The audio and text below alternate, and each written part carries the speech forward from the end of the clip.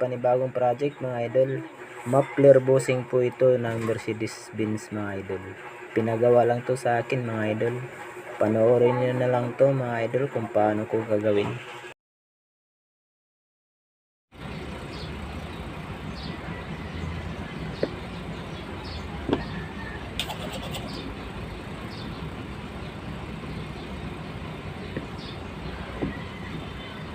Yun, tapos na nga yan mga idol. Pinapakita ko lang sa inyo yan.